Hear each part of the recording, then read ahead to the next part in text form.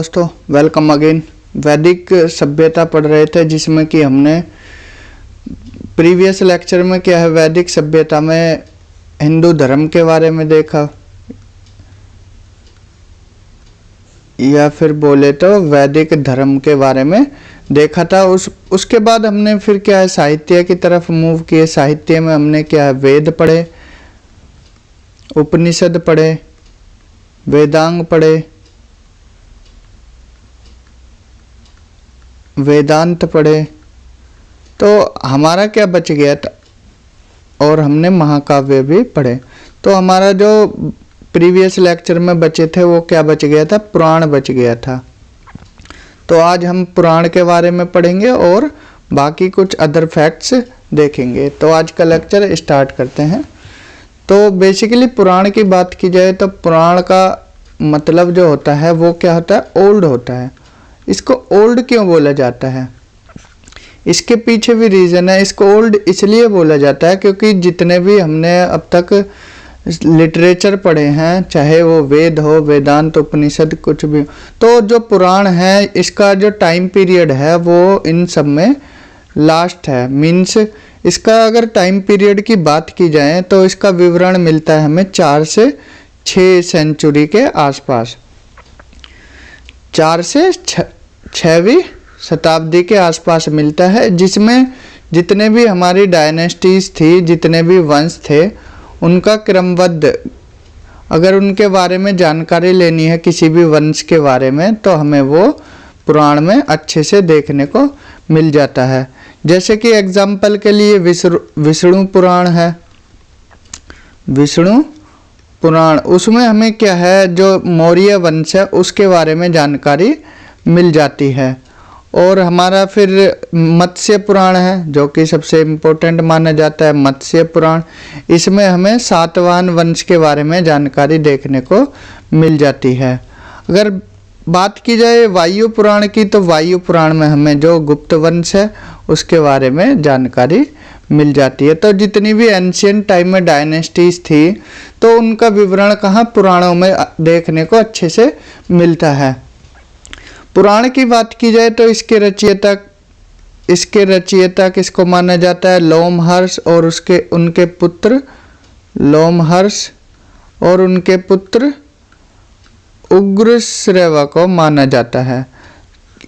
जैसे हमने देखा था ना कि जो वेद थे उसके रचयिता कौन थे, महर्षि कृष्ण द्वापर वेद व्यास थे। तो ऐसे ही पुराण के रचयिता पूछा जाए तो कौन है, वो लोमहर्ष हैं। क्लियर है यहाँ तक। तो बेसिकली जो पुराण है वो कितने हैं, पुराण को भी सब पार्ट में, जो पुराण है उसको भी डिवाइड किया है महापुराण में। तो महापुराण की संख्या कितनी है, टोटल महापुराण है 18। तो ये याद रखना है आपको, टोटल 18 है। इम्पोर्टेंट कौन कौन से, विष्णु पुराण, मत्स्य और वायु पुराण, ये कुछ इम्पोर्टेंट महापुराण है। एक पॉइंट और देख लेते हैं, जो वेद हैं, जो वेद थे उनको क्या है, स्त्री और शूद्र ये पढ़ नहीं सकते थे। स्त्री और शूद्र पढ़ नहीं सकते थे और ना ही सुन सकते थे, इनको अनुमति नहीं थी स्त्री और शूद्र को वेद पढ़ने की। वेद पढ़ना तो दूर, पढ़ना और सुनने की भी अनुमति नहीं थी। लेकिन जो ये पुराण थे इसको स्त्री और शूद्र सुन सकते थे, स्त्री और शूद्र सुन सकते थे। तो पुराण के बारे में बेसिकली ये पॉइंट बताना था।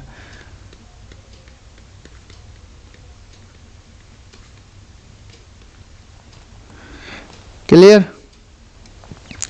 तो जो ये हमारे 4 युग हैं, जो जिसकी हम बेसिकली बात करते हैं, 4 युग कौन कौन से हैं, हमारा सतयुग है, सतयुग, त्रेता युग, द्वापर युग, द्वापर युग, और अब कौन सा चल रहा है, कलयुग। तो ये जो 4 युग हैं हमारे, सतयुग, त्रेता युग, द्वापर युग और कलयुग, इनका विवरण भी हमें कहाँ देखने को मिलता है, पुराणों में देखने को मिलता है। तो ये बेसिकली जानकारी थी किसके बारे में, पुराण के बारे में। आई होप क्लियर हुआ होगा आपको पुराण के बारे में। तो अब कुछ महत्वपूर्ण तथ्य देख लेते हैं जो हमने वैदिक पीरियड में देखा है। तो इसमें भारत का जो प्राचीनतम ग्रंथ है वो वेद है, ये हम पहले भी बता चुके थे। और वेद में भी सबसे पुराना कौन सा है, सबसे पुराना है ऋग्वेद। और इनमें वेद में सबसे नया कौन सा है, अथर्ववेद। तो इसके संकलनकर्ता किसको माना जाता है, महर्षि कृष्ण द्वैपायन वेद व्यास को माना जाता है।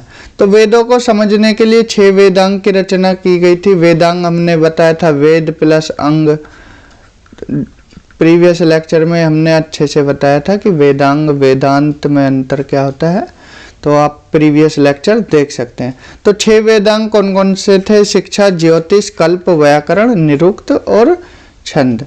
तो ये 6 के 6 याद रखना है। अगर पूछ लिया जाए वनडे एग्जाम में तो ऐसे पूछ लेते हैं क्वेश्चन बना के, निम्नलिखित में से कौन सा वेदांग नहीं है, तो 4 ऑप्शन दे देंगे, या है तो ऑप्शन दे के पूछ लेंगे आपसे।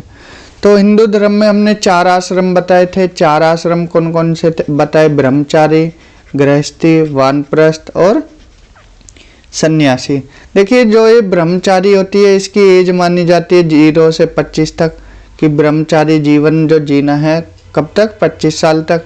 फिर गृहस्थी बताई गई है इसमें 25 से 50 साल तक, वानप्रस्थ 50 से 75 तक, और सन्यासी 75 प्लस होते ही सन्यासी बन जाना चाहिए। ये कहाँ लिखा गया है, जो हिंदू धर्म के 4 आश्रम है, कि 25 साल तक आपको ब्रह्मचारी जीवन जीना चाहिए और 25 से 50 तक गृहस्थी जीवन। उसके बाद आपको धीरे धीरे गृहस्थी जीवन छोड़ के कहाँ, वन की तरफ प्रस्थ कर जाना चाहिए। वन प्रस्थ इसीलिए बोला गया है कि धीरे धीरे जो मोह माया है ये छोड़ देनी चाहिए, जो अर्थ है। और फिर 75 प्लस आपको सन्यासी बन जाना चाहिए। तो ये कहाँ लिखा गया है, हिंदू धर्म के जो 4 आश्रम। तो यहाँ हमने प्लस का साइन क्यों लगाया है, कुछ तो रीजन रहा होगा। तो ब्रह्मचारी, गृहस्थी और वानप्रस्थ ये तीनों कहाँ लिखे गए हैं, इन छंदोग्य उपनिषद में। छंदोग्य उपनिषद में इनका मेंशन है। और जो ये हमारा 4th वन है सन्यासी, इसका मेंशन कहाँ पर है, जबलो उपनिषद में। जबलो उपनिषद पूछ लिया जाता है ये।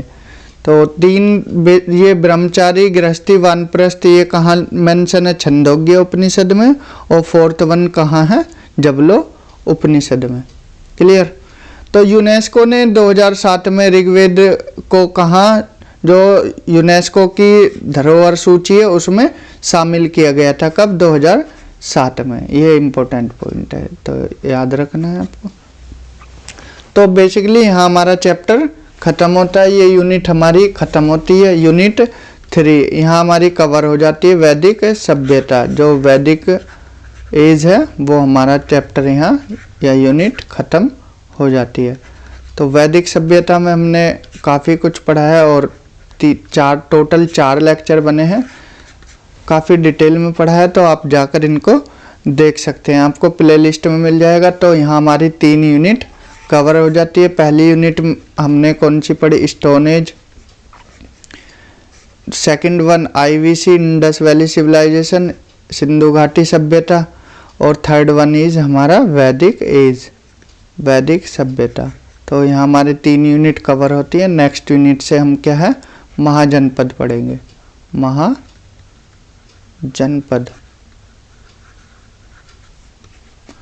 तो महाजनपद के बाद फिर हम क्या पढ़ेंगे, बौद्ध धर्म और जैन धर्म को अच्छे से पढ़ेंगे। तो आज के लेक्चर में इतना ही रहने देते हैं। और अगर लेक्चर अच्छा लगा है तो आप लेक्चर को ज़्यादा से ज़्यादा शेयर करिए। और लेक्चर्स के साथ साथ हम अब क्वेश्चन एंड आंसर की सीरीज स्टार्ट करेंगे, जिससे आपकी प्रैक्टिस हो जाए।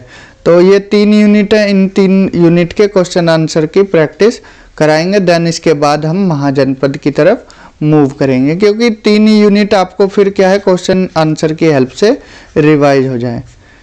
क्लियर। तो लेक्चर अच्छे लगे हैं ज़्यादा से ज़्यादा शेयर करिए और आज के लेक्चर में इतना ही। Thank you, have a good day.